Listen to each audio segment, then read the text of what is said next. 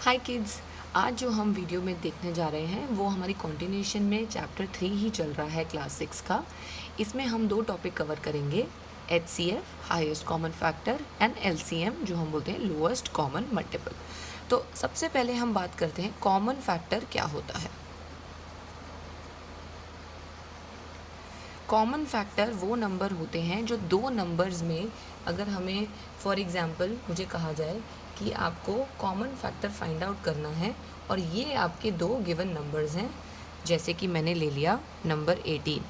अब 18 के क्या क्या फैक्टर्स होते हैं, 1 की टेबल में आएगा, 2 में आएगा, 3, 6 में आएगा, उसके बाद ये आएगा आपका 9 में और 18 की टेबल में। ये हो गए 18 के फैक्टर्स। अब अगर मुझे कहा जाए 24 के फैक्टर्स ढूंढिए तो 1, 2, 3, 4, 6, 8, 12 एंड 24। ये फैक्टर्स 24 के हो गए। अब मुझे कहा गया है कि कॉमन फैक्टर ढूंढिए 18 और 24 के। तो 18 और 24 के कॉमन फैक्टर्स कौन से हैं? 1 है दोनों में, 2 है, 3 है, 4 इसमें है, इधर नहीं है, 6 है, 8 नहीं है, 9 नहीं है, 18 नहीं है, 12 नहीं है। तो 1, 2, 3 एंड 6 जो हैं वो मेरे कॉमन फैक्टर्स हो गए 18 और 24 के। लेकिन अब मुझसे कहा गया है कि मुझे हाईएस्ट कॉमन फैक्टर बताना है, यानी एक ऐसा नंबर जो सबसे बड़ा है और दोनों में आता है। तो आप मुझे बताइए कि 1, 2, 3 एंड 6 में सबसे बड़ा नंबर क्या है? 6। तो ये हो गया मेरा highest common factor of 18 and 24। Simple. कितना सिंपल है, आपको सिर्फ दोनों नंबर को फैक्टराइज करना है और उसके बाद उनमें से सबसे ज़्यादा जो बड़ा नंबर है उसको हमें लिख देना है। तो आइए इसको हम और प्रैक्टिस करते हैं। तो अब हमने क्या देखा, the greatest number which is a common factor of 2 और मोर number is called the HCF, यानी कि वो सबसे बड़ा नंबर जो कि दोनों नंबर को एग्जैक्टली डिवाइड करता है। यानी 18 की टेबल में 18 कौन सा नंबर है जो सबसे बड़ा है, जो 18 भी उसकी टेबल में आता है और 24 भी उसकी टेबल में आता है, तो वो नंबर है हमारा 6। अब हम पढ़ेंगे HCF by prime factorisation method. मुझे क्वेश्चन दे दिया गया है कि फाइंड HCF ऑफ 84 एंड 90। अब मुझे 84 और 90 का अगर नंबर ढूंढना है तो मैंने देखा था पिछली वीडियो में कि हम प्राइम फैक्टराइज कैसे करते हैं इस मेथड से। जिसको इसमें डाउट है मैं उस वीडियो का लिंक शेयर कर देती हूँ, आप वो चेक कर सकते हैं। अब मैं यहाँ पे सबसे पहले प्राइम नंबर लिखूँगी, ये आ जाएगा 2 4 ज़ा, 2 2 ज़ा, 2 2 ज़ा, 2 1 ज़ा। अब ये 3 से जाएगा,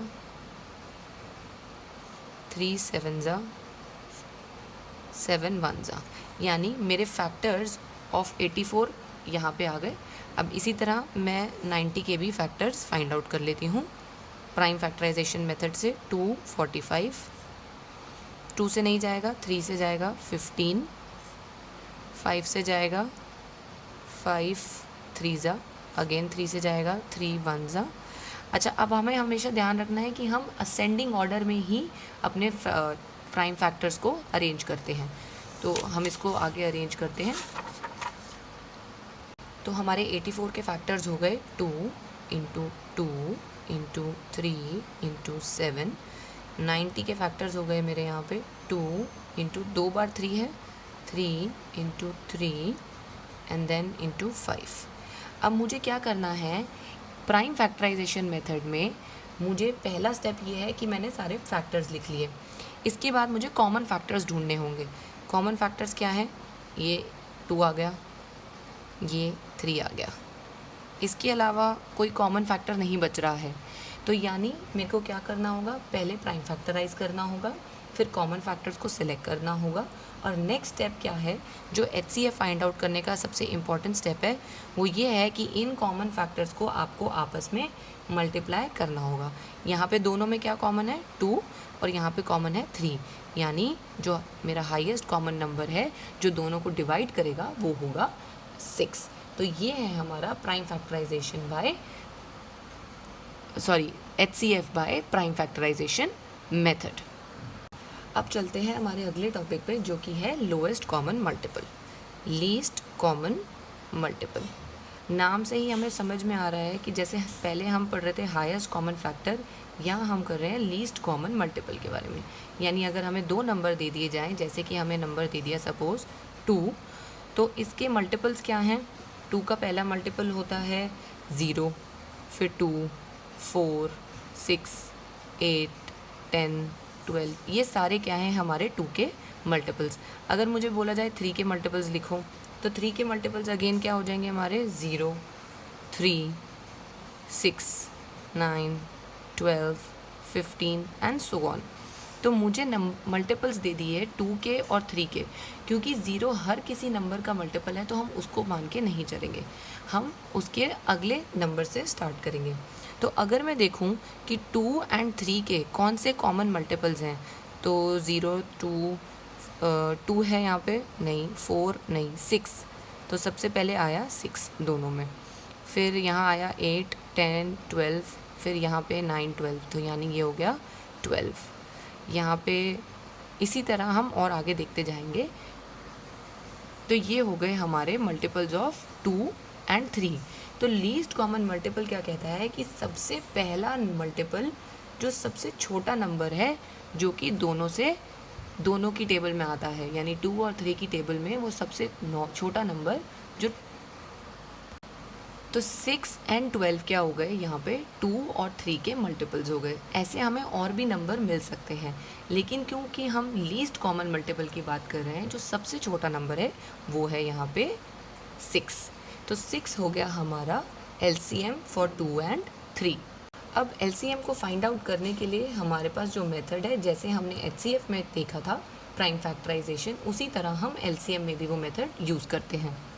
अब मुझे कहा गया है कि 8, 12 और 18 का LCM ढूंढो, तो मैं क्या करूँगी? मैं सबसे पहले प्राइम फैक्टराइजेशन मेथड से 8 के प्राइम फैक्टर्स को लिख दूँगी।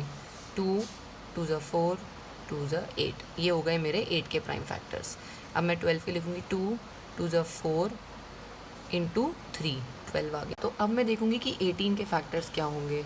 18 के फैक्टर्स हो जाएंगे यहाँ पे हमारे 3 इंटू 3, 9 इंटू 2, यानी 2 3 ज़ा 6, 3 ज़ा 18। तो ये हो गए हमारे 18 के प्राइम फैक्टर्स। अब अगर मुझे LCM फाइंड आउट करना है, तो मेरा क्या मेथड है, आइए देखते हैं। तो हम देखेंगे कि यहाँ पे हमारे पास जो फैक्टर्स आए वो है 2 और 3 प्राइम फैक्टर्स। अब हमने ये देखना है कि 2 हर नंबर में आया, लेकिन सबसे ज़्यादा बारी कितनी बार आया? 3 बारी। तो हम उसे यहाँ लिख लेंगे 2 इंटू 2 इंटू 2। फिर मेरा अगला प्राइम फैक्टर जो आया वो था 3 आया इसमें भी और इसमें भी, लेकिन सबसे ज़्यादा बारी कितनी बार आया एक नंबर के लिए? 2 बारी।